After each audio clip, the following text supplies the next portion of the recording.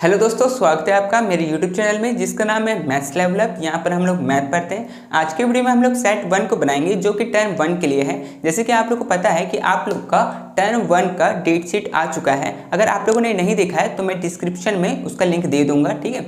तो जो commercial arithmetic का जो आपका एग्ज़ाम है वो 9 मई को होगा।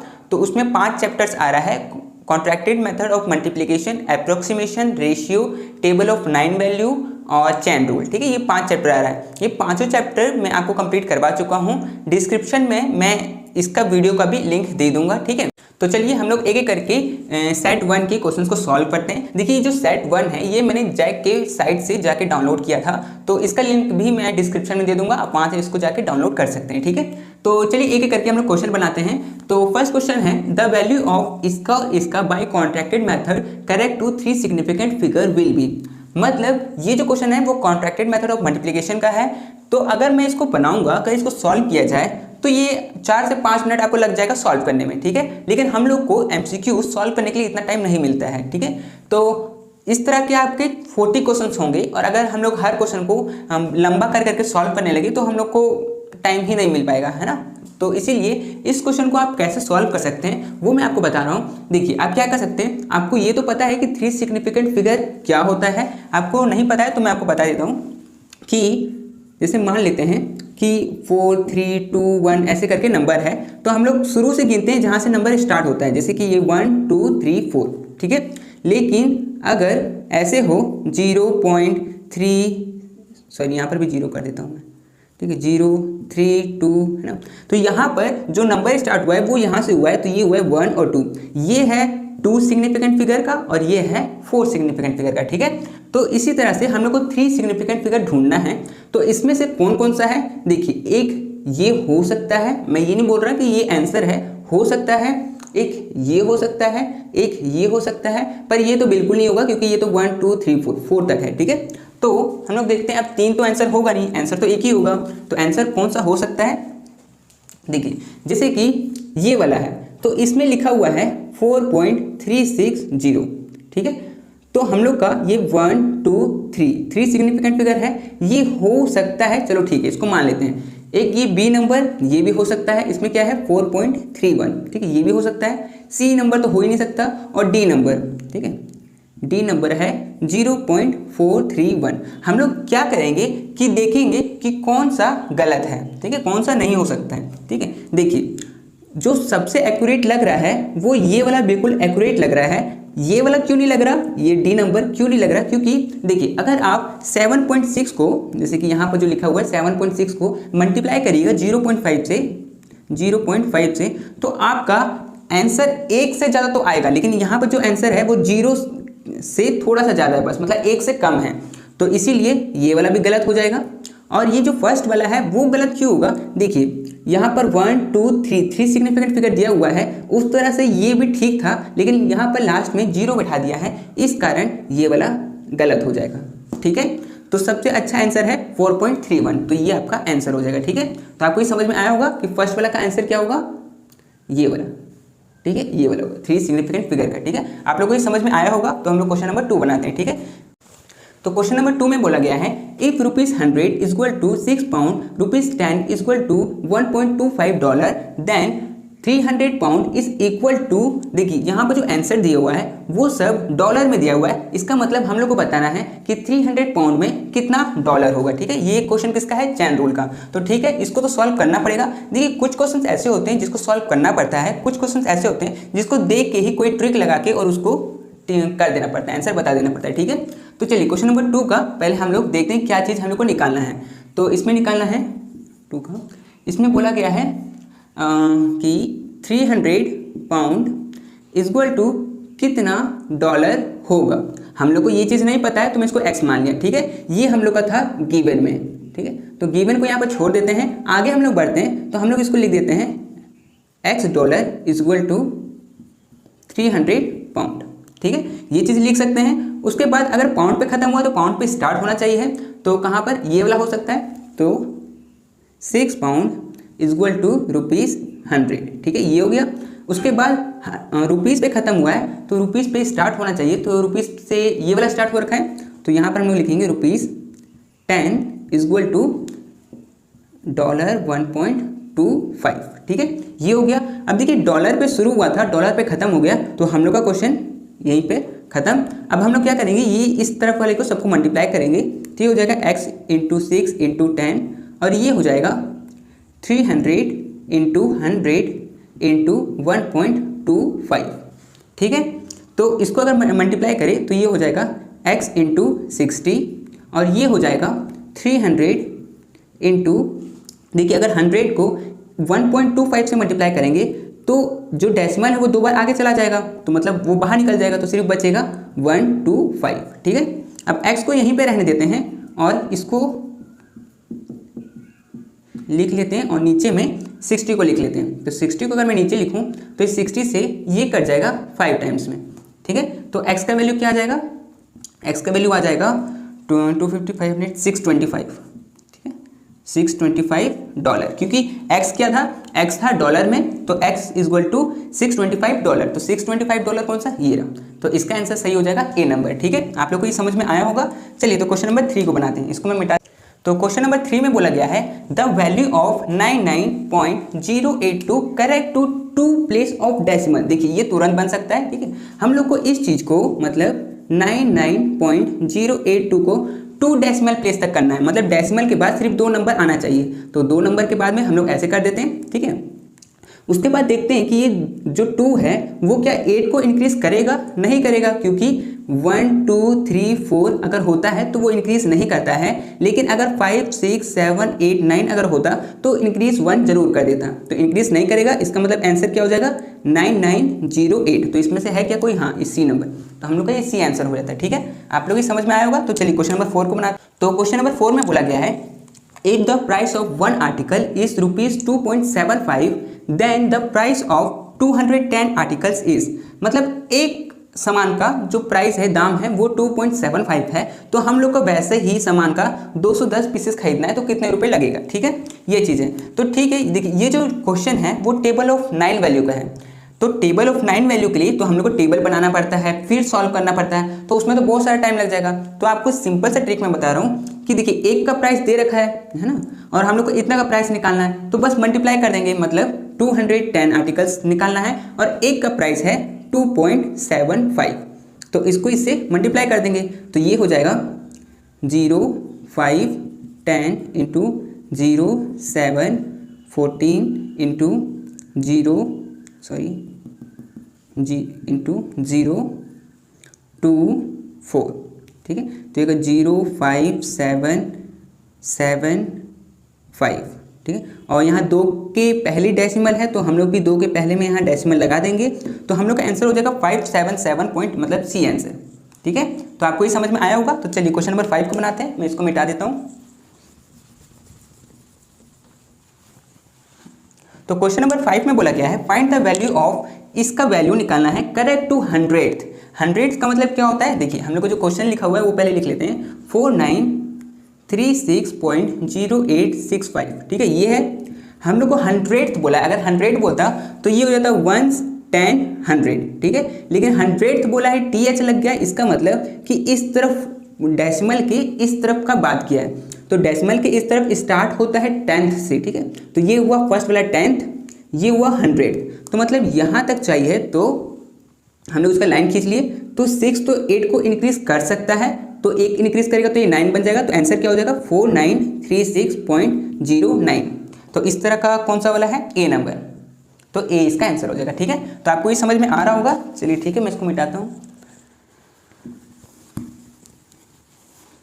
चलिए तो क्वेश्चन नंबर 6 में if the price of 10 toffee is 27.5 rupees then the price of 110 toffee is, देखिए ये same question table of 9 value जैसा ही है, आप वैसे मत करिएगा जैसे इसको किए थे, क्यों, क्योंकि इसमें एक आर्टिकल का दाम दिया हुआ था, लेकिन इसमें 10 टॉफी का दाम दिया हुआ है ना, तो एक का दाम नहीं दिया। अगर एक का दिया होता तो हम लोग मल्टीप्लाई कर सकते थे, तो हम लोग को करना क्या होगा कि पहले एक टॉफी का दाम निकालना पड़ेगा। तो मतलब क्या है कि 10 टॉफी का दाम दे रखा है ₹27.5, इतना दे रखा है, तो एक टॉफी का दाम कितना हो जाएगा, जो 10 है वो नीचे चला जाएगा, मतलब 27.5 बाई 10, 10 अगर एक जीरो यहाँ से कटेगा तो ये डेसिमल कहाँ चला जाएगा, इस तरफ, तो ये हो जाएगा 2.75। मतलब एक टॉफी का दाम इतना हो गया। हम लोग को निकालना कितना है, हम लोग को निकालना है 1100 मतलब 1100 का। तो ठीक है, इसको मैं 11 से मल्टीप्लाई कर देता हूँ, ठीक है, और जो 100 जो बच गया उसको बाद में हम लोग उसको कर देंगे, ठीक है। चलिए तो इसको करेंगे तो हो जाएगा 572 और 572, तो ये हो जाएगा 5203, ठीक है। और 2 के पहले डेसिमल लगा था तो मैं यहाँ पर डेसिमल लगा देता हूँ। अब मेरा इतना आ गया और मेरे को मल्टीप्लाई भी करना है 100 से, तो इसको 100 से अगर मैं मल्टीप्लाई करूँगा तो ये डेसिमल 2 बार आगे चला जाएगा, तो ये क्या बन जाएगा 3025। मतलब इतना रुपीस लगेगा अगर हम लोग को 1100 टॉफी चाहिए तो देखते हैं इसमें कोई आंसर है क्या। हाँ, ए नंबर, तो इसका ए आंसर हो जाएगा, ठीक है। तो आपको ये समझ में आया होगा, ठीक है। अगर नहीं आया तो कमेंट में आप बताइएगा, मैं इसको फिर से बता दूंगा, ठीक है। तो चलिए मैं फिर से इसको क्वेश्चन लिखता हूँ और फिर से मैं आता हूँ लिखने के बाद, ठीक है। हाँ, तो चलिए क्वेश्चन नंबर 7 को करते हैं। तो क्वेश्चन नंबर 7 में बोला गया है राइट इस नंबर को correct to 2 place of decimal.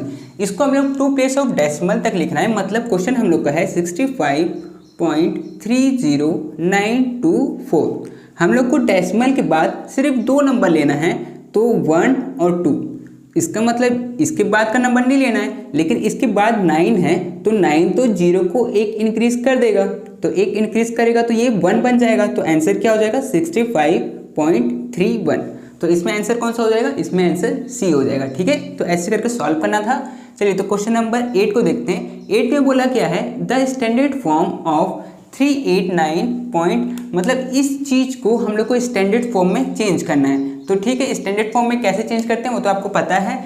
देखिए यहाँ पर इस वाली चीज को देखते हैं, मतलब मल्टीपल में इस वाले तरफ को देखते हैं और एक नंबर के बाद में डेसिमल लेके आते हैं। तो डेसिमल यहाँ पर है तो इसको लेके जाएंगे 1 2। 2 बार अगर इस तरफ लेके गए हैं तो इधर वाले को 2 बार इस तरफ लेके जाएंगे, तो ये हो जाएगा 1 और 2, मतलब यहाँ पर आ जाएगा। तो आंसर क्या हो जाएगा, आंसर हो जाएगा 3.89236 इंटू 5.0678, ठीक है। तो ये जहाँ पर है वो आंसर हो जाएगा। तो ये कहाँ पर है, ये बी नंबर, ठीक है। तो हम लोग का इसका आंसर हो जाएगा बी, ठीक है, ये वाला इसका आंसर हो जाएगा। तो चलिए क्वेश्चन नंबर 9 को बनाते हैं। क्वेश्चन नंबर 9 में बोला गया है कि 42 cows are equal to 28 buffalo, मतलब 42 काउस जो है वो 28 बेफेलो के बराबर है and 70 buffaloes are equal to 30 horses, और 70 बेफेलोज 30 हॉर्सेस के बराबर है। Then how many horses are equal to 70 cow, तो 70 काउ कितना हॉर्सेस के बराबर होगा। तो ठीक है, लास्ट में हम लोग को वो चीज़ समझ में आ गया है। तो इसको हम लोग कैसे बनाएंगे, ये 9 का है, ठीक है।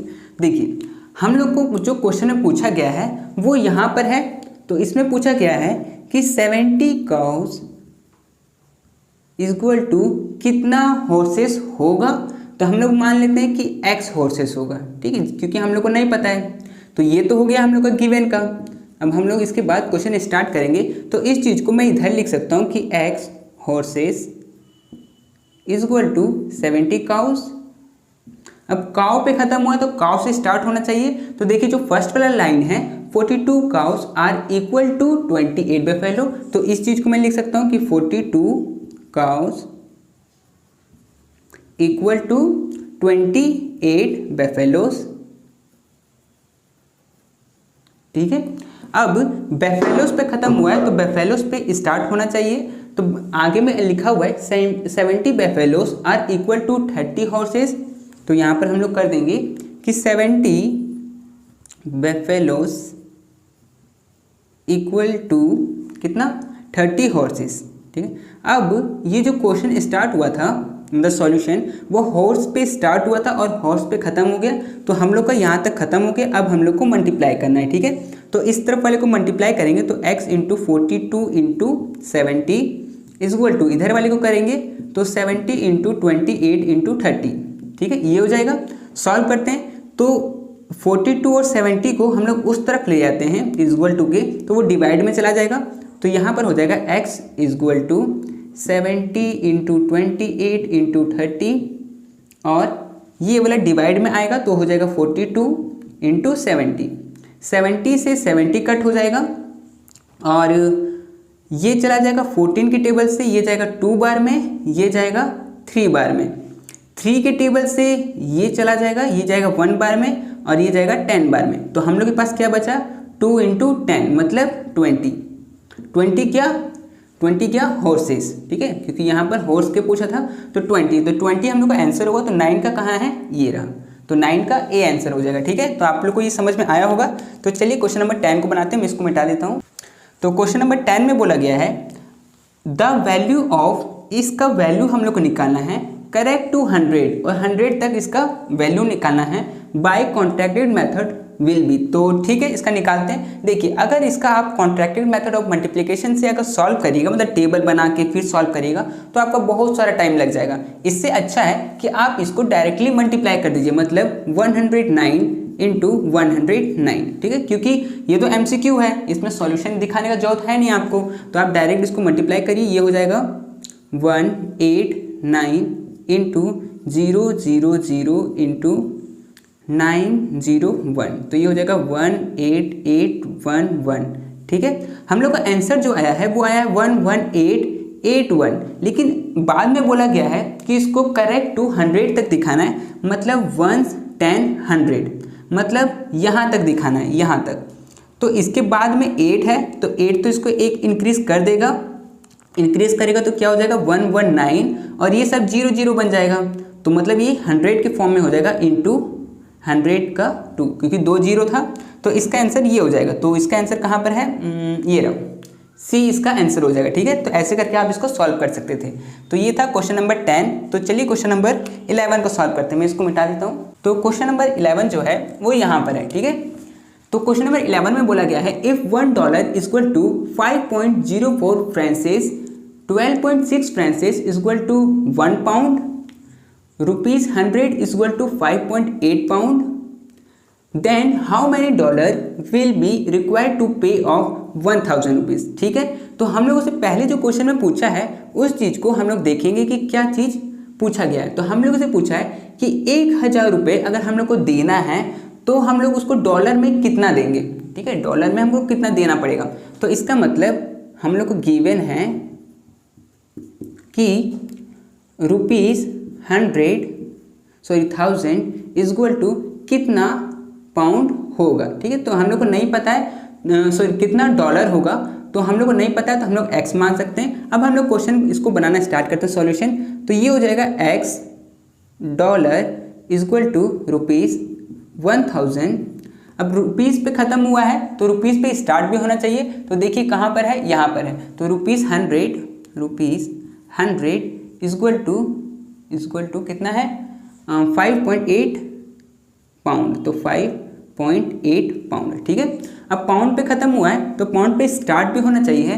तो कहाँ पर है, देखिए ये रहा। ठीक है, तो 1 पाउंड मतलब 1 पाउंड इक्वल टू 12.6 फ्रांसिस। ठीक है, ये हो गया। अब फ्रांसिस पे ख़त्म हुआ तो फ्रांसिस पे स्टार्ट भी होना चाहिए। तो देखिए ये रहा। ठीक है, तो ये हो जाएगा 5.04 फ्रांसिस इक्वल टू कितना, $1। ठीक है, $1। तो डॉलर पे स्टार्ट हुआ था, डॉलर पे ख़त्म हो गया, तो हम लोग का यहाँ पर ख़त्म। अब हम लोग इसको मल्टीप्लाई करेंगे, तो ये हो जाएगा x इंटू 100 इंटू 1 इंटू 5.04 और इस तरफ को भी मल्टीप्लाई करेंगे तो ये हो जाएगा 1000 इंटू 5.8 इंटू 12.6 इंटू 1। ठीक है, अब x को यहीं रहने देंगे, बाकी सबको उठा के उधर ले जाएंगे। तो x को मैं यहीं पे रहने देता हूँ और बाकी को उधर, तो वो डिवाइड में हो जाएगा। तो इसको पहले लिख लेता हूँ मैं 5.8 इंटू 12.6 इंटू 1। नीचे में आ जाएगा ये सब, तो ये हो जाएगा 100 इंटू 5.04। ठीक है, और जो 1 है वो तो मल्टीप्लाई होके वही रहेगा, तो 1 को लिखने का ज़रूरत है नहीं। ठीक है, अब देखिए 2 0 से ये 2 0 कट सकता है।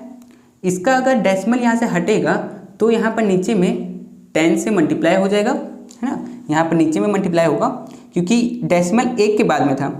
उसी तरह से यहाँ पर भी एक डेसिमल है, तो अगर ये डेसिमल हटेगा तो यहाँ पर भी एक और 0 लग सकता है। अब अगर यहाँ का डेसिमल अगर हटेगा तो यहाँ 2 नंबर है तो ऊपर में 2 0 लगेगा, तो उस हिसाब से 100 से 100 कट जाएगा। ठीक है, हम लोग के पास क्या बचा हुआ है, 58 बचा हुआ है इंटू 126 बचा हुआ है और नीचे में बचा हुआ है 504। ठीक है, इसको हम लोग काटते हैं। तो चलिए 2 के टेबल से मैं इसको काटता हूँ। तो 2 के टेबल से ये हो जाएगा 63 और ये हो जाएगा 252। ठीक है, और फिर इसको 3 के टेबल से काटता हूँ मैं। तो 3 के टेबल से ये हो जाएगा 21 और ये हो जाएगा 84। ठीक है, ये हो जाएगा 84। और अब ये 4 टाइम्स में कट सकता है, तो इसको अगर मैं इससे 4 टाइम्स में काटूँ, नहीं सॉरी, हाँ 4 टाइम्स में कट सकता है, तो ये 4 टाइम्स में कट जाएगा। तो हम लोग के पास बचेगा 58/4 और ये इसको अगर 4 से डिवाइड करेंगे तो ये आएगा 14.5।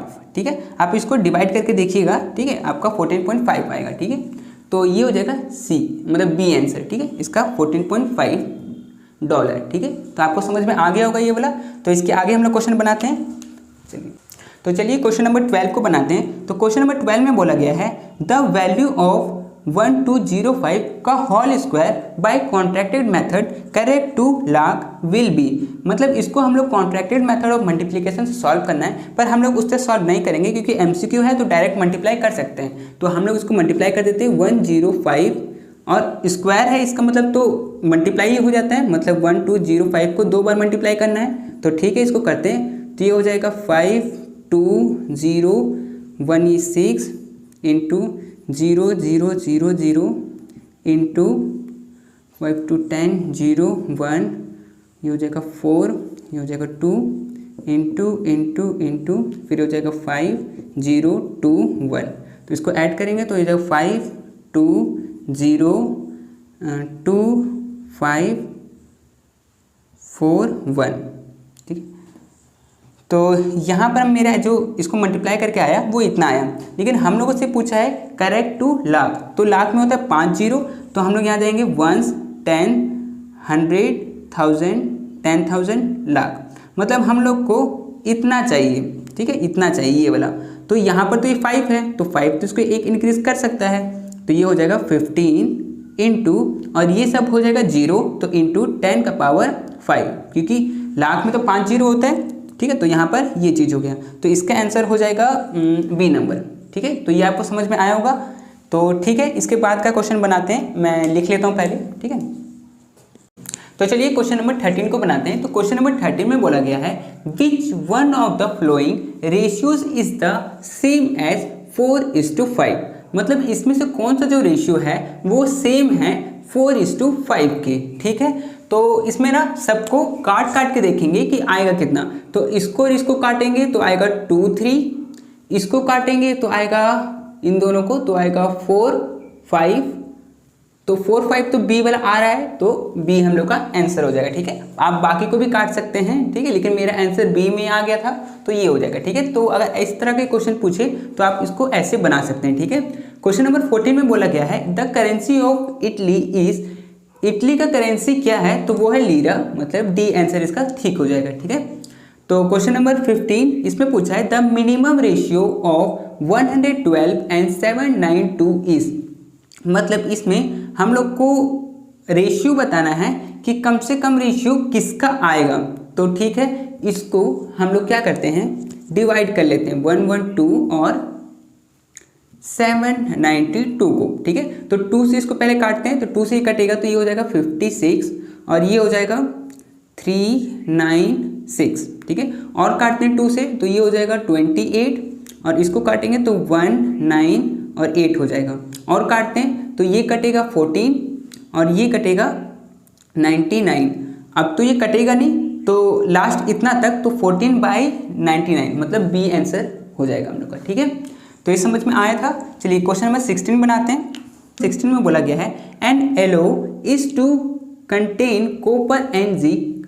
एक चीज़ है जिसको बनाने में हम लोग को कॉपर और जिंक लगता है, इन द रेशियो 9:4, 9:4 के रेशियो में कॉपर और जिंक लग जाता है। The zinc required to melt with 24 kg of copper.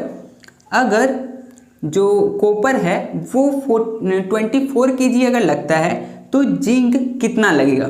मतलब कि देखिए हम लोग को दे रखा है कॉपर और जिंक, ठीक है, ये दो चीज़ है। हम लोग को पूछा है कि इनका जो रेशियो है वो है 9:4, ठीक है। अगर इसको टोटल करें तो 9 और 4 13, तो इसको नीचे में 13 हम लोग को लिखना होता है, ठीक है। अगर कॉपर जो है वो 24 kg है तो जिंक कितना लगेगा, है ना, ये चीज़ हम लोग के क्वेश्चन में पूछा गया है। तो हम लोग मान लेते हैं कि 24 kg अगर कॉपर है तो 9/13 ये कॉपर का है, ठीक है। तो 9/13 अगर 24 kg है तो पूरा कितना होगा, ठीक है, मतलब पूरा टोटल दोनों को मिला के कितना होगा। तो हम लोग क्या करेंगे, इसको अपोजिट कर देंगे, इसको ऊपर ले जाएंगे और 9 को नीचे ले आएंगे। तो ये हो जाएगा 24 kg इंटू 13/9।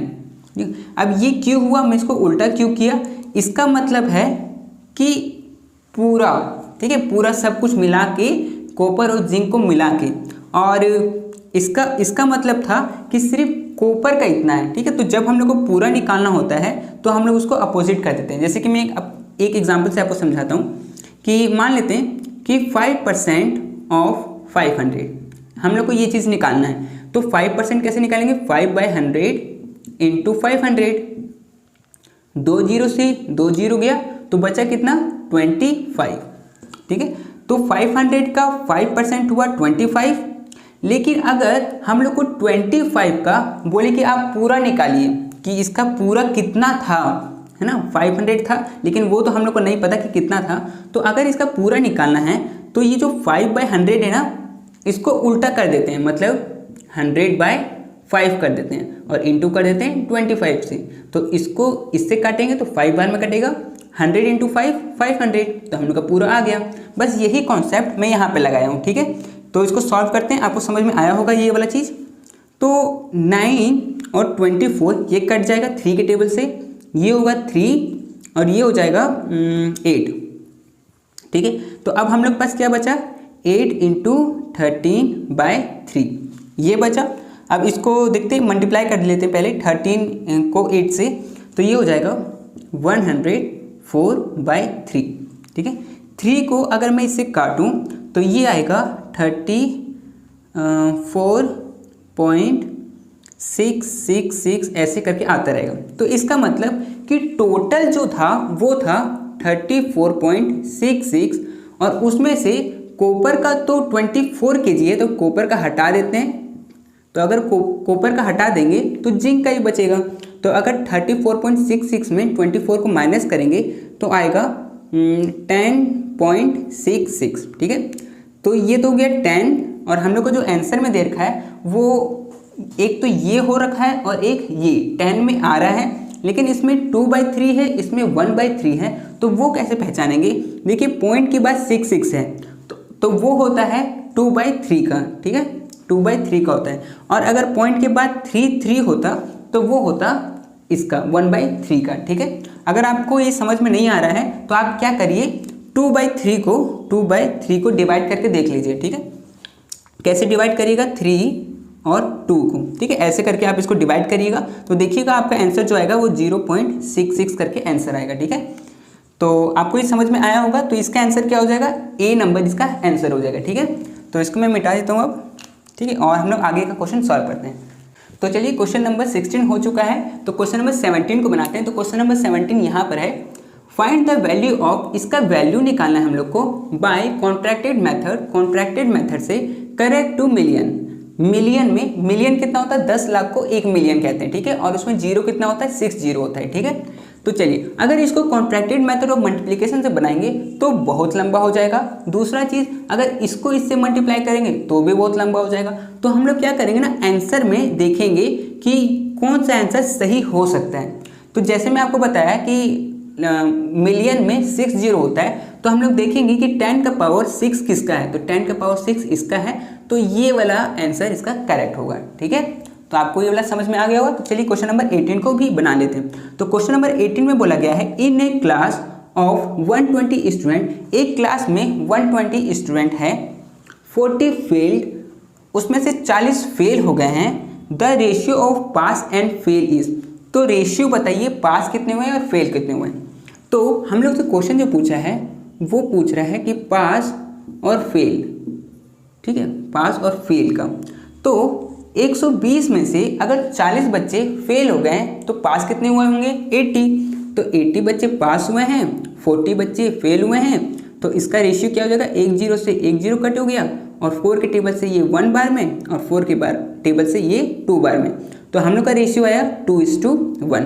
तो अगर देखिए क्वेश्चन में पहले पास पूछा है उसके बाद फेल पूछा है, इसीलिए मैं पहले पास लिखा हूँ फिर फेल लिखा हूँ। अगर आपके क्वेश्चन में अगर ये उल्टा आए कि पहले फेल और फिर पास, तो इसका रेशियो उल्टा हो जाएगा। ठीक है, क्योंकि फेल हुआ है 40 और पास हुआ है 80, तो इसका रेशियो कट के आएगा 1:2।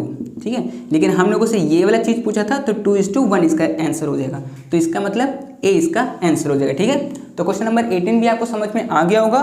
तो चलिए इसके बाद इसके आगे के क्वेश्चन को सॉल्व करते हैं, मैं इसको मिटा देता हूँ पहले। तो चलिए क्वेश्चन नंबर 19 को बनाते हैं। तो क्वेश्चन नंबर 19 में बोला गया है which of the following ratio is equal to the ratio of 3:2, इसमें से कौन सा रेशियो 3:2 के बराबर है। तो हम लोग सबको काट के देखेंगे। ठीक है, जैसे कि सबको काट के देखेंगे कि किसका आंसर 3:2 आ रहा है, तो उस तरह से डी का जो आंसर आएगा अगर आप इसको काटिएगा तो 3:2 आएगा। ठीक है, तो आपको ये समझ में आ गया होगा। तो क्वेश्चन नंबर 20 बनाते हैं। तो क्वेश्चन नंबर 20 में बोला गया है if 15% of A is equal to 20% of B, then A:B क्या होगा। ठीक है, तो ठीक है, इसको मैं यहाँ पर आपको सॉल्व करवा देता हूँ। ठीक है, तो 15% of A is equal to 20% of B, तो इसको मैं ऐसे लिख सकता हूँ 15% मतलब 100 ऑफ मतलब मल्टीप्लाई और A। ठीक है, 20% मतलब 20/100, ऑफ का मतलब इनटू और B। ठीक है, काटते हैं देखते हैं कटता है कि नहीं। उससे पहले काम करते हैं, जो B है ये इसके साथ मल्टीप्लाई में है, अगर इक्वल टू के इधर आएगा तो डिवाइड में आ जाएगा और इस चीज़ को उधर भेज देंगे, तो ये हो जाएगा A और B नीचे आएगा तो ये B, और इस तरफ है 20/100 और ये 15/100 अगर उधर जाएगा तो उल्टा हो जाएगा, मतलब 15 नीचे जाएगा और 100 ऊपर जाएगा, तो ये हो जाएगा 100/15। ठीक है, अब इसको काटते हैं तो 100 से 100 कट जाएगा और 5 के टेबल से ये कटेगा तो 3 बार में और ये कटेगा 4 बार में, तो A/B इक्वल टू आया 4/3। मतलब A:B का रेशियो क्या हो जाएगा, A:B का रेशियो हो जाएगा 4:3। तो ये अगर कहीं पर है तो वो हम लोग का आंसर B नंबर। ठीक है, तो B हम लोग का आंसर हो जाएगा। ठीक है, आपको समझ में आ गया होगा ये वाला। तो चलिए क्वेश्चन नंबर 21 को बनाएंगे अब। ठीक है, तो क्वेश्चन नंबर 21 में बोला गया है एक्सप्रेस इस नंबर को करेक्ट टू 3 सिग्निफिकेंट फिगर, मतलब इस नंबर को हम लोग को 3 सिग्निफिकेंट फिगर बनाना है। ठीक है, तो बनाते हैं। तो यह है 44889.5। ठीक है, ये हम लोग का क्वेश्चन है, हम लोग को 3 सिग्निफिकेंट फिगर बनाना है। तो शुरू से हम लोग नंबर लेते हैं, तो ये हुआ 1 2 और 3, मतलब ये 3 तक हम लोग को नंबर लेना है। इसके बाद में क्या है 8 है, तो वो 8 तो ये इस 8 को एक बढ़ा सकता है, तो ये हो जाएगा 449 और बाकी जो नंबर है वो 0 0 हो जाएगा। ठीक है, तो इसका मतलब कि 449 और 0 0, तो इसका आंसर है क्या, हाँ देखिए ये सी नंबर है 449 और 0 0, तो ये सी नंबर हम लोग का आंसर हो जाएगा। ठीक है, आपको समझ में आया होगा। तो चलिए क्वेश्चन नंबर 22 को करते हैं, इसको मैं मिटा देता हूँ। तो क्वेश्चन नंबर 22 में बोला गया है if the price of 1 Reynold pen is ₹2.50, then the price of 110 pens will be. देखिए ये टेबल ऑफ 9 वैल्यू का क्वेश्चन है, अगर आप इसका टेबल बनाइएगा तो बहुत ज़्यादा टाइम लग जाएगा। इससे अच्छा एक का प्राइस दिया ही हुआ है तो इसको 110 से मल्टीप्लाई कर देंगे, मतलब 2.50 को 110 से मल्टीप्लाई करेंगे तो ये आएगा 000 × 052 इंटू 052, ठीक है, ये आ जाएगा। तो इसको ऐड कर लेते हैं तो ये हो जाएगा इतना, ठीक है। और 2 के पहले डेसिमल है तो हम लोग भी 2 के पहले डेसिमल लगा देंगे यहाँ पर। तो डेसिमल के बाद 0 है तो उसका कोई वैल्यू नहीं, तो आंसर हो जाएगा 275, मतलब इतना रुपीस। तो इतना है क्या, हाँ बी, तो बी हम लोग का आंसर हो जाएगा, ठीक है। तो आपको ये समझ में आया होगा। चलिए तो क्वेश्चन नंबर 23 बनाते हैं अब। तो क्वेश्चन नंबर 23 में बोला गया है which one of the following is the smallest ratio, इसमें से सबसे छोटा रेशियो कौन सा है, ठीक है। तो इसको कैसे निकालते हैं, पहले तो आपको डिवाइड फॉर्म में लिख लेना है। मतलब ए मतलब ये हो जाएगा 3/4 और वो हो जाएगा 5/6 और ये हो जाएगा 7/8 और वो हो जाएगा 17/15, ठीक है। अब इसका क्या करना है, सबका एलसीएम ले लेना है नीचे वाले का। तो नीचे वाले का एलसीएम लेते हैं तो ये हो जाएगा 4, 6, 8 और 15, ठीक है। चलो तो एलसीएम लेंगे तो ये हो जाएगा 2, ये जाएगा 2 बार में, ये जाएगा 3 बार में, ये जाएगा 4 बार में, ये जाएगा नहीं, फिर 2 से ये 1, 3, 2 और 15, फिर 2 से अगर लूँ तो 1, 3, 1 और 15, फिर 3 से और फिर 5 से, ठीक है। ऐसे लेने से हो जाएगा। तो ठीक है, तो कितना आएगा अगर इसको मल्टीप्लाई करें तो 2 2 जा 4, 4 2 जा 8, 8 3 जा 24 और 24 5 जा 120। तो हम लोग का इसको मल्टीप्लाई करके आया 120।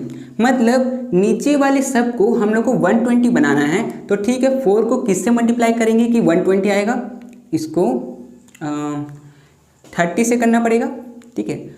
6 को 120 लाने से 20 से मल्टीप्लाई करना पड़ेगा, 8 को 15 से करना पड़ेगा और इसको 8 से करना पड़ेगा। तो ये 120 नीचे वाला आ जाएगा, ठीक है। तो अगर मैं नीचे में अगर मल्टीप्लाई किया हूँ 30 से तो ऊपर भी मुझे 30 से मल्टीप्लाई करना पड़ेगा। नीचे अगर 20 से किया हूँ तो ऊपर 20 से करना पड़ेगा, नीचे 15 से किया हूँ तो ऊपर 15 से करना पड़ेगा, नीचे 8 से किया हूँ तो ऊपर भी 8 से करना पड़ेगा, ठीक है। तो अब इसको हम लोग सॉल्व कर लेते हैं, ठीक है। तो ये हो जाएगा 90/120, ये हो जाएगा 100/120 और ये हो जाएगा 105/120 और इसको मल्टीप्लाई करेंगे,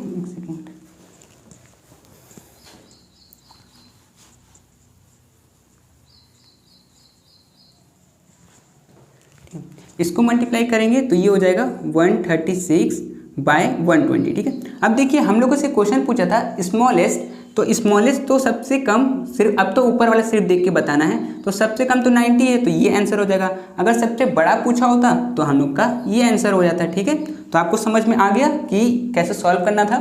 तो ये था क्वेश्चन नंबर 23। इसके बाद क्वेश्चन नंबर 24 को करते हैं, ठीक है। मैं इसको मिटा देता हूँ। चलिए तो क्वेश्चन नंबर 24 को देखते हैं कि इसमें क्या पूछा है कि if the price of 100 articles is ₹1060.80 then the price of 101 article will be. देखिए 100 आर्टिकल का जो प्राइस है वो इतना है, हम लोग को 101 आर्टिकल का प्राइस बताना है, ठीक है। देखिए तो इसको तो अगर टेबल ऑफ 9 वैल्यू से बनाएगा तो टाइम लगेगा ना, तो इसको हम लोग मल्टीप्लाई भी नहीं करेंगे। क्यों नहीं कर सकते, क्योंकि ये 100 आर्टिकल्स का दे रखा है। एक आर्टिकल्स का देता तो ईजी था, तो इसको पहले क्या करेंगे, एक आर्टिकल का बनाएंगे। कैसे बनाएंगे, 100 आर्टिकल का जो प्राइस है वो है ₹1060.80। तो एक आर्टिकल का कितना हो जाएगा, एक आर्टिकल का हो जाएगा 1060.80/100, ठीक है। ये जो 100 है उसको नीचे ले गए। अब देखिए डेसिमल यहाँ पर है, ठीक है। अगर मैं 100 से इसको डिवाइड कर रहा हूँ तो डेसिमल 2 बार पीछे चला जाएगा, तो ये यहाँ पर आ जाएगा। मतलब कितना हो जाएगा 10.608, ठीक है, इतना हो जाएगा। तो आपको ये समझ में आया होगा। तो एक आर्टिकल का प्राइस इतना है, हम लोगों से पूछा कितना है 101 का। तो देखिए 100 आर्टिकल मतलब 101 आर्टिकल इज इक्वल टू 100 + 1, है ना, ये चीज़ हो सकता है। तो 100 का प्राइस तो हम लोग को बताया हुआ है कितना, इतना। 100 आर्टिकल का प्राइस है इतना, मतलब 1060.80 + 1 का हम लोग अभी भी निकाले हैं कितना 10.608। ठीक है, हम लोग क्या करेंगे, इसको यहाँ पर ऐड कर लेते हैं। तो मैं इसको नीचे लिख देता हूँ ताकि ऐड कर पाऊँ। तो 10.608, ठीक है, तो ऐड करता हूँ मैं यहाँ पर। तो ये हो जाएगा 8041,701। तो ये क्या है, इसमें 1071 और ये वाला आंसर है। ठीक है, बी नंबर। ठीक है, क्यों, देखिए यहाँ पर 41 लिखा है। अगर ये जो 8 है वो अगर इसको देंगे तो ये 1 हो जाएगा, इसको एक इंक्रीज कर देगा तो ये यहाँ पर 1 हो जाएगा। ठीक है, तो इस तरह से इसका बी आंसर हो जाएगा। तो आपको ये समझ में आया होगा। चलिए तो इसके बाद आगे का क्वेश्चन सॉल्व करते हैं। ठीक है, तो चलिए क्वेश्चन नंबर 25 को बनाते हैं। तो क्वेश्चन नंबर 25 में बोला गया है इफ कमीशन ऑन ₹100 इज ₹2.125, मतलब 100 रुपीज़ पे हम लोग को इतना कमीशन मिलता है। देन कमीशन ऑन 10,000 इज, तो 10,000 पे हम लोग को कितना कमीशन मिलेगा। ठीक है, देखिए मतलब 100 रुपीज़ पे हम लोग को मिलता है 2.125 कमीशन मिलता है। तो हम लोग को 10,000 में कितना मिलेगा, है ना। देखिए अगर मैं 100 में अगर 100 से मल्टीप्लाई कर दूं, इसको मल्टीप्लाई कर दूं 100 से, तो ये 10,000 बन जाएगा। उसी तरह से अगर मैं इस तरफ मल्टीप्लाई किया हूँ 100 से, तो मुझे इस तरफ भी 100 से मल्टीप्लाई करना पड़ेगा, है ना, दोनों तरफ करना पड़ता है। तो अगर मैं इसको 100 से मल्टीप्लाई करूँगा तो ये जो डेसिमल है वो 2 बार आगे चला जाएगा। तो 2 बार आगे जाएगा तो ये क्या बन जाएगा 212.5। ठीक है, ये बन जाएगा। तो इतना रुपीस में हम लोग को इतना कमीशन मिलेगा। ठीक है, तो चलिए तो इसका आंसर कौन सा हो सकता है, ये वाला ए। ठीक है, तो ये हम लोग का आंसर हो जाएगा। आपको समझ में आ गया।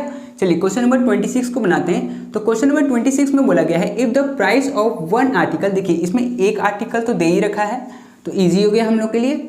इतना रुपीस एक आर्टिकल का है। Then price of 110 articles is, तो 110 आर्टिकल का कितना होगा। ठीक है, देखिए तो हम लोग का जो है वो 1 आर्टिकल का इतना है। तो अगर मैं इस चीज़ को, अगर मैं 110 को अगर मैं इसको ऐसे लिख दूँ 100 + 10, तो इजी है। ठीक है, अब अगर मैं इसको, इस चीज़ को अगर मैं 100 से मल्टीप्लाई करूँगा तो ये 2 बार आगे जाएगा, है ना, ये 2 बार आगे जाएगा, डेसिमल 2 बार आगे जाएगा। तो वो क्या बन जाएगा 100 के लिए वो चीज़ बन जाएगा। अगर मैं इसको 100 से अगर मल्टीप्लाई करूँ तो ये बन जाएगा 105.52।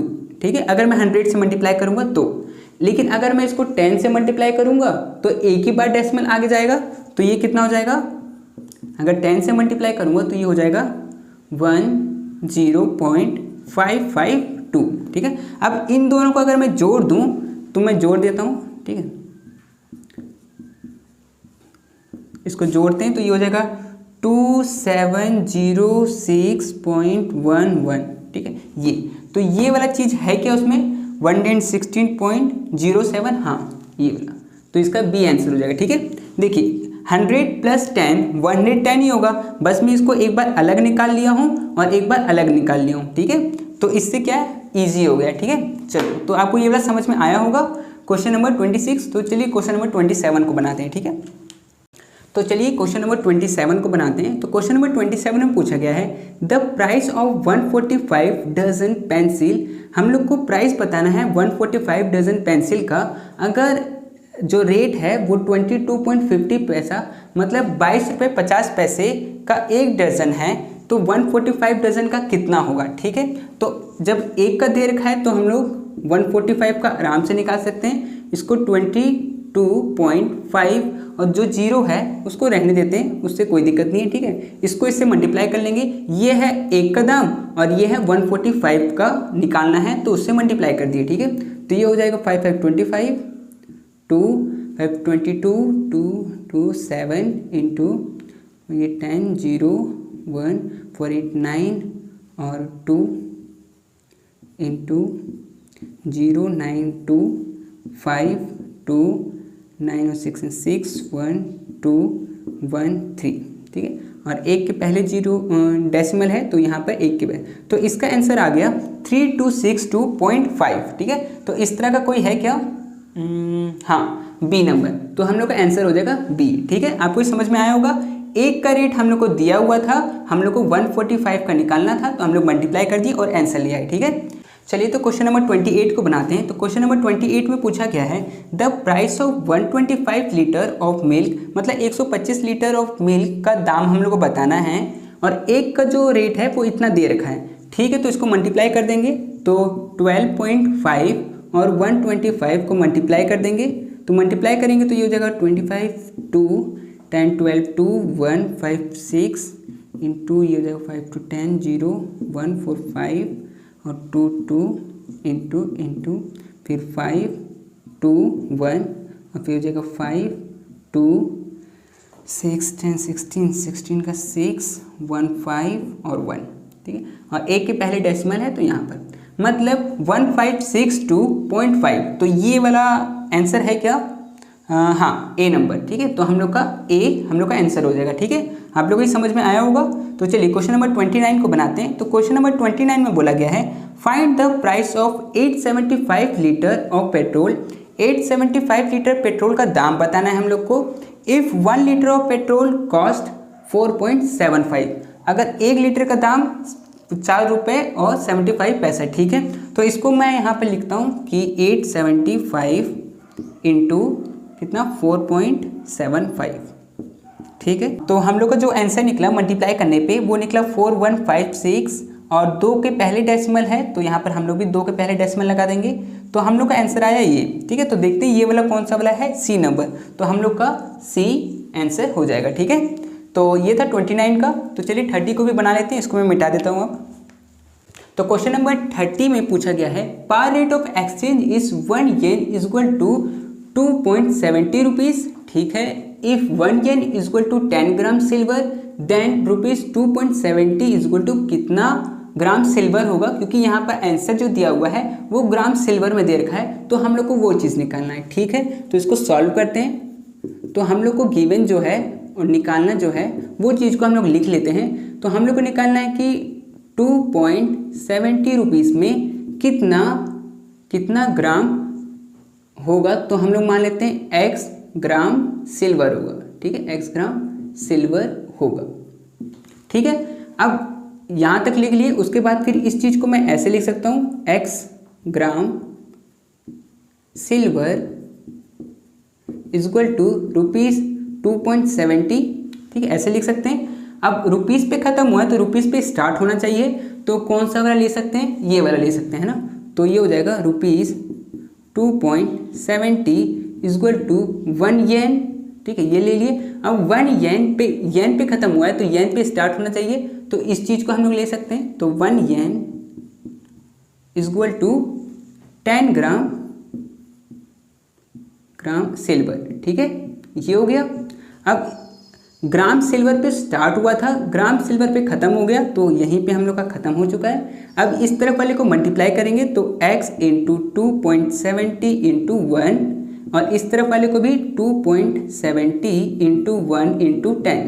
ठीक है, x को यहीं रहने देते हैं, बाकी को उधर ले जाएंगे, तो 2.70 इंटू 1 इंटू 10 10 ही हो जाएगा, तो 10 लिख देता हूँ मैं, और इसको नीचे में लेके आऊँगा तो ये हो जाएगा 2.70। ठीक है, और 1 से मल्टीप्लाई होगा तो सेम आएगा, तो 2.70 और 2.70 आपस में कट गया, बचा क्या 10, तो x का निकला 10 gram of silver, 10 gram of silver. तो इसका आंसर कौन सा हो जाएगा, बी नंबर। ठीक है, तो बी नंबर इसका आंसर हो गया। तो आपको ये 30 नंबर भी समझ में आ गया होगा। तो चलिए इसके आगे का क्वेश्चन को बनाते हैं अब। ठीक है, मैं इसको मिटा देता हूँ अब। ठीक, तो चलिए क्वेश्चन नंबर 31 को बनाते हैं। तो क्वेश्चन नंबर 31 में पूछा गया है कि if the price of 10 pencil is 45, अगर 10 पेंसिल का प्राइस 45 है then the price of 10 dozen pencil will be. ठीक है, मतलब हम लोग का 10 पेंसिल का रेट दिया हुआ है 45, तो हम लोग एक पेंसिल का पहले रेट निकाल लेंगे, उसके बाद 10 डजन पेंसिल का रेट निकालना है, मतलब एक दर्जन होता है 12, तो 10 इंटू 12 करेंगे, मतलब 120 पेंसिल का हम लोग को दाम बताना है। तो ठीक है, हम लोग मल्टीप्लाई कर देंगे। तो ठीक है, इसको सॉल्व करते हैं। तो कैसे, 10 पेंसिल का रेट दिया हुआ है कितना, 45, ठीक है, इतना रेट दिया हुआ है। हम लोग को अगर एक पेंसिल का रेट निकालना है तो 45/10 हो जाएगा, 10 नीचे आ जाएगा, ठीक है, तो इसका कितना हो जाएगा 4.5, ठीक है, मतलब एक पेंसिल का रेट है 4.5। अब हम लोग को कितना निकालना है, हम लोग को निकालना है 10 डजन का, तो एक दर्जन होता है 12, तो 10 डजन हो जाएगा 120, तो 4.5 को हम लोग 120 से मल्टीप्लाई कर देंगे, तो ठीक है, इसको मल्टीप्लाई करते हैं तो ये हो जाएगा 0, 0, 1 और 6 इंटू 0 वो 8 और ये 4, तो हो जाएगा 00415 और एक के पहले डेसिमल लगाए तो एक के पहले डेसिमल, तो 540 रुपीज़। तो 540 रुपीज़ है क्या इसमें, हाँ, तो इसका आंसर हो जाएगा बी, ठीक है। तो इजी था, आपको समझ में आ गया होगा। तो चलिए क्वेश्चन नंबर 32 को बनाते हैं, ठीक है। तो क्वेश्चन नंबर 32 में क्या पूछा गया है, if $15 is equal to ₹700 then how many rupees are equal to $39। तो हम लोग से क्वेश्चन में क्या पूछा है कि $39 में कितना रुपए होगा, ठीक है। तो ठीक है, तो पहले हम लोग क्वेश्चन को लिख लेते हैं कि हम लोग को पूछा है कि $39 इज इक्वल टू कितना रुपीस होगा, तो हम लोग मान लेते हैं कि x रुपीस होगा। अब इसको मैं अरेंज करके लिख सकता हूँ कैसे, x rupees is equal to $39, ठीक है। अब डॉलर पे ख़त्म हुआ तो डॉलर पे स्टार्ट होना चाहिए, तो इस चीज़ को मैं लिख सकता हूँ, मतलब $15 इज इक्वल टू ₹700। अब रुपीज़ पे स्टार्ट हुआ था, रुपीज़ पे ख़त्म हो गया, तो हम लोग अब इसको मल्टीप्लाई कर सकते हैं। तो इधर वाले को मल्टीप्लाई करेंगे तो ये हो जाएगा x into 15 is equal to 700 into 39, ठीक है। अब x को यहीं पे रहने देते हैं, बाकी को उधर ले जाते हैं, तो ये हो जाएगा नीचे आ जाएगा 15। तो 15 को अगर मैं नीचे लेके आऊँ तो हम इसको काटते हैं, तो इसको अगर मैं इसके साथ काटूँ 3 के टेबल से तो ये हो जाएगा 13 और ये हो जाएगा 5, ठीक है। और 5 को अगर मैं इससे काटूं तो ये हो जाएगा 2 और ये बन जाएगा, तो ये हो जाएगा 2, 3, सॉरी 5 से इसको काट रहे हैं ना, तो ये हो जाएगा 1 और 2 बचा, तो 2 इसमें जाएगा, तो ये हो जाएगा 4 और 0, ठीक है। 140 इसका हो जाएगा, तो 140 इंटू 13 करना पड़ेगा हम लोग को। तो 140 इंटू 13 कितना हो जाएगा, 14 इंटू 13 कर लेते हैं और उसमें एक 0 बैठा देंगे, तो ये हो जाएगा 2, 1, 3 और 4 इंटू 4 और 1, 2, 8, 1, मतलब हो जाएगा 1820, ठीक है, ये हो जाएगा। तो इतना रुपीस हो जाएगा। तो देखते हैं ये वाला है क्या इसमें, 1820, हाँ, ये सी नंबर आंसर हो जाएगा, ठीक है। तो आपको ये समझ में आ गया होगा। तो चलिए आगे वाला क्वेश्चन करते हैं। तो क्वेश्चन नंबर 33 में पूछा गया है the currency of Germany is, Germany का करेंसी क्या है, तो वह है मार्क। तो डी आंसर इसका सही हो जाएगा, ठीक है। तो क्वेश्चन नंबर 34 में हम लोगों को बड़ा सा पूछा है, तो पहले मैं इसको मिटा लेता हूँ, ठीक है। तो क्वेश्चन नंबर 34 में पूछा गया है if the Kolkata price of gold is ₹3000 पर 10 ग्राम, मतलब कोलकाता में गोल्ड का जो प्राइस है 10 ग्राम का वो 3000 रुपीज़ है। What should be the minimum price of gold in New York, तो न्यूयॉर्क में गोल्ड का दाम कितना होगा इन डॉलर पर ऑन्स, ठीक है, 1 ऑन्स का कितना डॉलर में होगा, ठीक है। When exchange rate is $1 is equal to ₹60 and 1 ounce is equal to 4.8 gram, ठीक है। तो हम लोग से क्वेश्चन में जो पूछा है ना वो यहाँ पर पूछा है, ठीक है, ये वाला चीज़, ठीक है। तो मतलब कि पर ऑन्स मतलब 1 ऑन्स में कितना डॉलर होगा, तो डॉलर x मान लेते हैं हम लोग, ठीक है। तो अब इस चीज़ को मैं लिख सकता हूँ कि $x इज इक्वल टू 1 ऑन्स, ठीक है, इसको इधर लिख दिए, इसको इधर लिख दिए। अब ऑन्स पे ख़त्म हुआ तो ऑन्स पे स्टार्ट भी होना चाहिए, तो इस चीज़ को मैं लिख सकता हूँ कि 1 ounce is equal to 4.8 gram, ठीक है।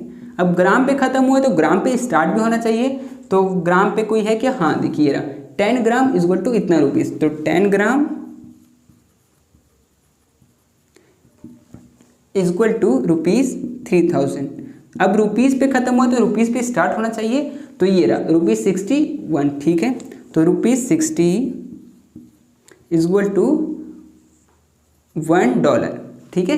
देखिए डॉलर पे शुरू हुआ था, डॉलर पे ख़त्म हो गया, तो हम लोग का ख़त्म। अब हम लोग को बस मल्टीप्लाई करना है, तो मल्टीप्लाई करते हैं, तो ये हो जाएगा x इंटू 1 इंटू 10 इंटू 60, और इस तरफ हो जाएगा 1 इंटू 4.8 इंटू 3000 इंटू 1।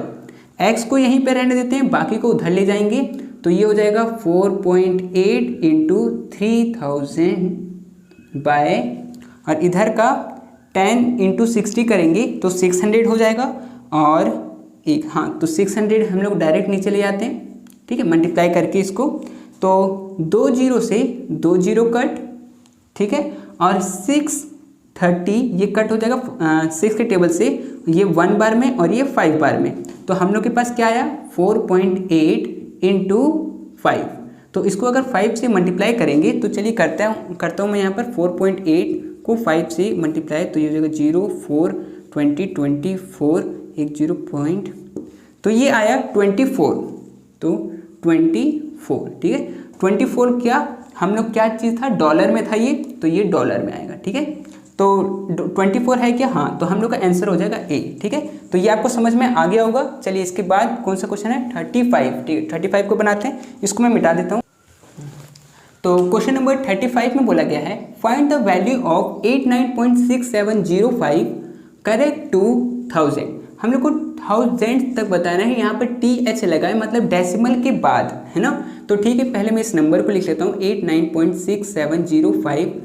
हम लोग को 1000 तक बताना है, तो डेसिमल के बाद स्टार्ट होता है 10th से, तो 10th, ये हो गया 100th, ये हो गया 1000, मतलब हम लोग को चाहिए इतना, ये वाला चाहिए इधर वाला। तो इस तरफ तो 5 है, तो 5 तो इसको एक इंक्रीज करेगा, तो ये 0 क्या बन जाएगा, ये 0 बन जाएगा 1, ठीक है। तो हम लोग का आंसर क्या हो जाएगा, हम लोग का आंसर हो जाएगा ये वाला, ठीक है, डी नंबर 89.671, ठीक है। तो आपको ये समझ में आ गया होगा। तो चलिए 5 क्वेश्चन और बाकी है, उसको भी हम लोग बना लेते हैं, ठीक है। तो चलिए क्वेश्चन नंबर 36 को बनाते हैं। तो क्वेश्चन नंबर 36 में पूछा गया है if direct exchange rate is 1 pound equal to 26.90 rupees then 867 rupees equal to कितना पाउंड होगा, क्योंकि यहाँ आंसर जो है वो पाउंड में है, इसका मतलब पाउंड में ही पूछा है। तो ठीक है, इसको निकालते हैं, जैसे चैन रूल का हम लोग क्वेश्चन सॉल्व करते हैं सेम वैसे ही बनाएंगे, ठीक है। तो चलिए, तो ये 36 नंबर का है, तो इसमें हम लोग को दिया हुआ है कि ₹867 में कितना पाउंड होगा, तो वो नहीं पता है, तो हम लोग मान लेते हैं कि x पाउंड होगा। तो इस चीज़ को मैं लिख सकता हूँ कि x पाउंड इक्वल टू ₹867। अब रुपीज़ पे ख़त्म हुआ तो रुपीज़ पे स्टार्ट होना चाहिए, तो देखते हैं रुपीज़ वाला कहाँ पर है। देखिए वो रहा ऊपर में 26.90, इतना रुपीज़ इक्वल टू 1 पाउंड, ठीक है। अब पाउंड में स्टार्ट हुआ था, पाउंड में ख़त्म हो गया, तो बस हम लोग को क्या करना है, इसको मल्टीप्लाई कर देना है। तो ये हो जाएगा x इंटू 26.90 और इधर हो जाएगा 867 इंटू 1। x को यहीं पे रहने देते हैं, बाकी को उधर ले जाते हैं, तो 867 बाय 26.90 ये हो गया, ठीक है। तो अगर मैं इसका डेसिमल को हटाऊं तो ऊपर में मल्टीप्लाई हो जाएगा 100 से, क्योंकि डेसिमल के बाद में 2 नंबर था तो इसीलिए 2 जीरो ऊपर में लगेगा, ठीक है। तो अभी ये क्या बन चुका है 867 इंटू 100 बाय 2690, ठीक है, ये हो गया। तो 1 जीरो से 1 जीरो कट हो जाएगा, हम लोग पास क्या बचेगा 8670 बाय 269, ठीक है, ये चीज़ बचेगा।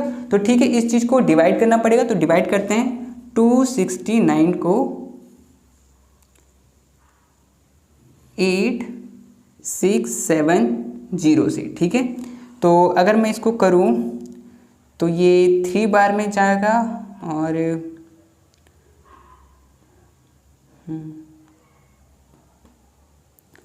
30 बार में कम से कम जाएगा, और उसके बाद फिर पॉइंट, मतलब 2 नंबर आएगा, उसके बाद फिर डेसिमल आएगा। तो देखते हैं हम लोग का क्या इसमें कोई वैसा नंबर है। हाँ है, डी नंबर है ना, तो हम लोग का इसका डी आंसर इसका हो जाएगा। ठीक है, तो आपको ये वाला समझ में आ गया होगा। तो चलिए इसके बाद क्वेश्चन नंबर 37 बनाते हैं। ठीक है, तो चलिए क्वेश्चन नंबर 37 बनाते हैं। तो 37 में पूछा गया है find out the value of, इस नंबर का वैल्यू निकालना है correct to the nearest integer. Nearest integer निकालना है, तो ठीक है 693.607 ये क्वेश्चन है। तो नियरेस्ट इंटीजर मतलब हम लोग को सिर्फ डेसिमल के बाद वाला नहीं लेना है, सिर्फ इधर ही वाला लेना है। ठीक है, लेकिन जब हम लोग को इधर वाला लेना है तो इसके बाद में 6 है, तो 6 तो 3 को 1 इंक्रीज करेगा, तो मतलब ये क्या हो जाएगा 694 हो जाएगा। ठीक है, तो इसका आंसर हो जाएगा ये सी नंबर।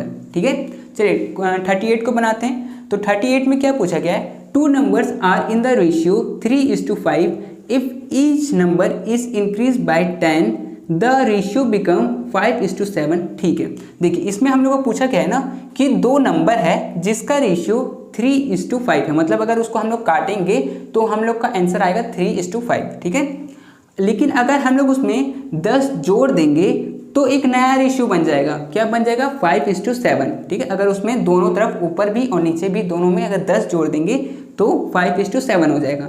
तो हम लोग का इसमें कौन सा नंबर होगा, तो इसमें देखिए ये डी वाला इसका सही होगा। डी वाला क्यों सही होगा, देखिए इसको आप काट के देखिए, इसको काटिएगा ना तो आपका आएगा 3 और इसमें 5, तो 3:5 आ रहा है। और दूसरा चीज़ अगर इसमें हम लोग 10 जोड़ दें, मतलब 15/25 में अगर इसमें मैं 10 जोड़ दूं और इसमें अगर मैं 10 जोड़ दूं तो ये हो जाएगा 25/35। इसको काटूंगा तो आएगा 5/7, तो नया रेशियो क्या बन जाता है 5:7। तो उस हिसाब से डी सही है ना। तो आपको ये समझ में आ गया होगा। तो चलिए क्वेश्चन नंबर 39 को आप बनाते हैं। ठीक है, तो क्वेश्चन नंबर 39 में पूछा गया है if 6 mangoes is equal to 4 apples, 6 apples is equal to 12 oranges, then 30 mangoes is equal to कितने ऑरेंजेस होगा। ठीक है, चैन रूल का क्वेश्चन है, तो इसको हम लोग बनाते हैं। तो 39 का है, तो इसमें बोला है 30 mangoes is equal to x oranges हम लोग मान लेते हैं कि हम लोग को जब नहीं पता है तो एक्स मान लेते हैं। तो अब इस चीज़ को मैं लिख सकता हूँ कि x oranges is equal to 30 mangoes. ठीक है, अब ये मैंगो पे ख़त्म हुआ है तो मैंगो पे स्टार्ट होना चाहिए, तो इस चीज़ को मैं लिख सकता हूँ। तो 6 mangoes is equal to 4 apples. ठीक है, अब एप्पल पे ख़त्म हुआ तो एप्पल पे स्टार्ट होना चाहिए, तो यहाँ पर 6 apple is equal to 12 oranges. 12 oranges, देखो ऑरेंज पे स्टार्ट हुआ था, ऑरेंज पे ख़त्म हो गया, तो हम लोग का यहाँ पर ख़त्म। अब बस मल्टीप्लाई करना है, तो इसको मल्टीप्लाई करते हैं, तो x 6 और 6 और इधर 30 × 4 × 12। ठीक है, x को यहीं पे रहने देते हैं, इस तरफ इसको लिख लेते हैं पहले तो, और इस चीज़ को नीचे ले जाते हैं, तो ये हो जाएगा 6 × 6। ठीक है, अब इसको देखते कटेगा तो काटते हैं, तो हाँ कट जाएगा। इसको काट देते हैं इससे, तो ये 2 बार में कट जाएगा, और इसको काट देते हैं इससे 3 बार में, और 3 को काट देते हैं 30 को 10 बार में। तो बचा क्या हम लोग का 10 × 4, तो 10 × 4 कितना हो जाएगा 40, तो हम लोग का 40 आंसर हो जाएगा, मतलब ए नंबर हम लोग का सही हो जाएगा। ठीक है, तो चलिए एक लास्ट क्वेश्चन बाकी है 40, उसको भी बना लेते हैं। ठीक है, तो क्वेश्चन नंबर 40 में बोला गया है द वैल्यू ऑफ, इसका वैल्यू निकालना है correct to 5 significant figure will be. 5 significant figure तक हम लोग बताना है, तो ठीक है 863494.2456 ये क्वेश्चन है। सिग्निफिकेंट फिगर में हम लोग शुरू से गिनते हैं, तो ये हो गया 1 2 3 4 5, हम लोग को यहाँ 5 तक पूछा है। ठीक है, 5 तक, तो इसके बाद हम लोगों को नहीं पूछा है, तो मतलब हम लोग का ये हो क्या जाएगा, यहाँ तक तो रहेगा 8 6 3 4 9, और ये इसको एक इंक्रीज नहीं कर सकता, तो बाकी सब 0 हो जाएगा, तो यहाँ पर ये 0 हो जाएगा। ठीक है, और डेसिमल के बाद में 0 लिखने का कोई जरूरत नहीं है, तो हम लोग का ये आंसर हो जाएगा। तो ये कहीं पे है क्या, हाँ ए नंबर में, तो हम लोग का ए आंसर हो जाएगा। ठीक है, तो ये आपको समझ में आ गया होगा। तो अभी 40 क्वेश्चन सब कंप्लीट हो चुका है, तो आप भी इस क्वेश्चन को, मतलब ये जो सेट 1 को खुद से भी बना के प्रैक्टिस करिएगा। तो ठीक है, इस वीडियो के लिए सिर्फ इतना ही, अब मिलते हैं हम लोग नेक्स्ट वीडियो में। ठीक है।